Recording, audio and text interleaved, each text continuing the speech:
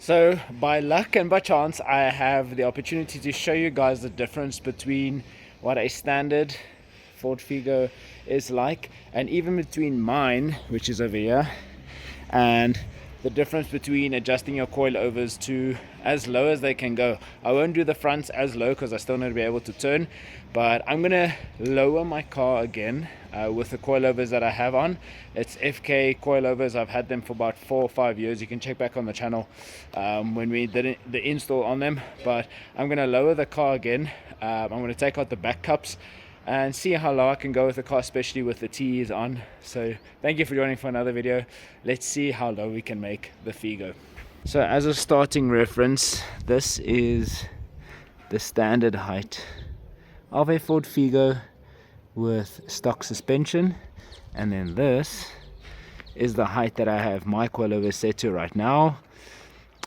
It's low, but it can be lower, but we are gonna slam it as low as we can. First up is a cold start for the boy.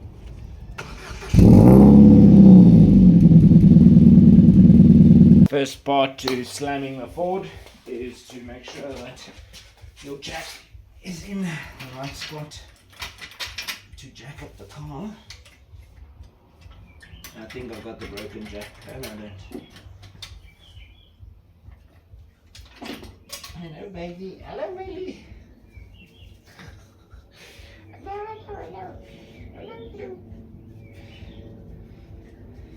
Then we need to loosen the wheel nuts of both.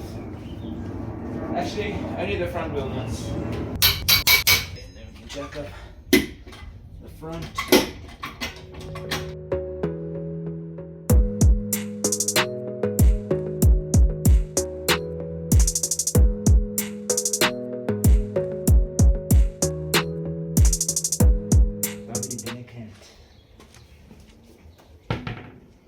Alles is net as gevolg van die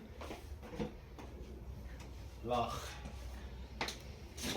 Net van die laag. So jy het hom self gebreek. Ines is giving me problems, but currently the coilovers are at 51 mils. I think I'm gonna go for like a 30 mil drop. The only problem is to know if I'll be able to get the jack out underneath. There we go. And then it's as simple as spinning down the bottom ring.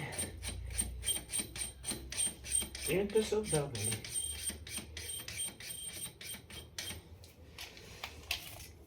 I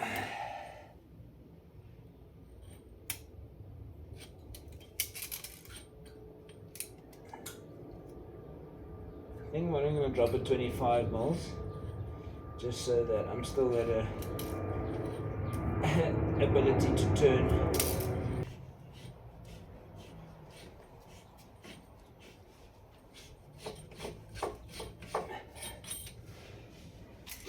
See what height it is now.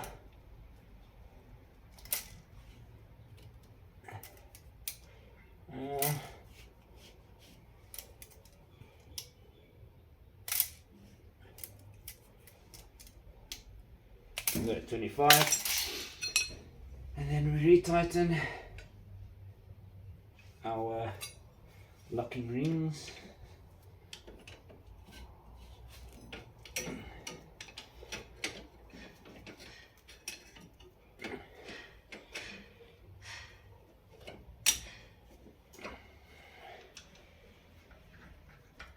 Obviously that doesn't have to be super tight since I'm going to be readjusting it tomorrow. Yep, 25, and then we get the wheel back on. I'm just adding an additional block of wood so I can be sure that I'll be able to get the car off the jack.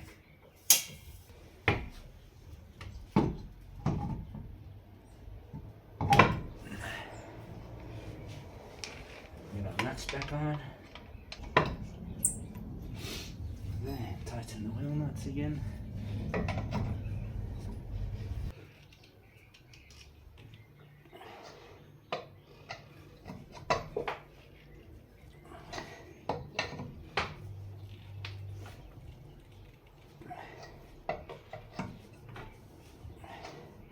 Okay, then we can lower the car back down so we can get the jack in at the backside.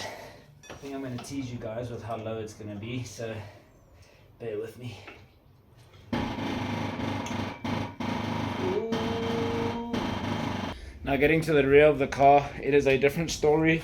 We don't actually have to take the wheel off, which is the nice thing about this specific set of coilovers that I have, because it has the spring with the little cup attached. I wouldn't say attached, but independent, if it's gonna work, independent from the shocks itself. So we need to take off that bolt right there, and then we get to remove that cup, and then we'll be able to slam it as low as we can at the back.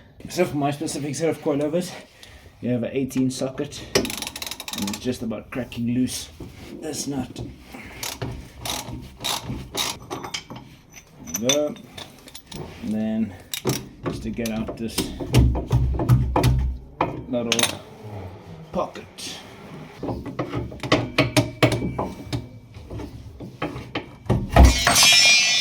we go. And then we just put our spring back inside the pocket like that, and then we can lower the car back down.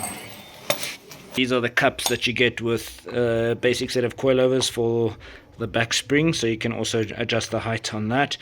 I'm taking out this full, let's say 15 mils, and we'll see how low it drops.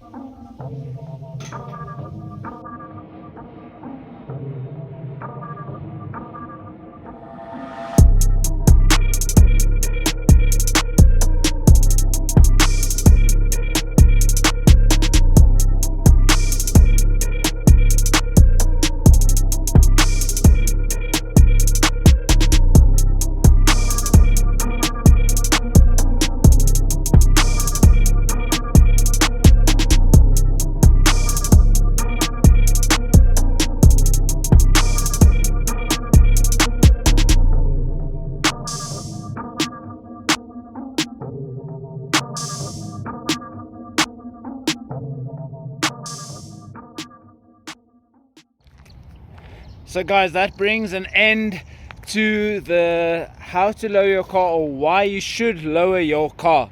I know coilovers are a hard thing to come by, but it really does make a massive difference in not only the handling but also the stance of your car. I know a lot of people go for wheels and tires first, which is a great option, but I think if you really want to transform your car, grabbing a set of coilovers is the next step. Or if you can't get coilovers, grabbing a set of lowering springs will do tremendous amounts of things for your car. Any photo shoot you then have, any video shoot you then have, will transform the way the car looks on them.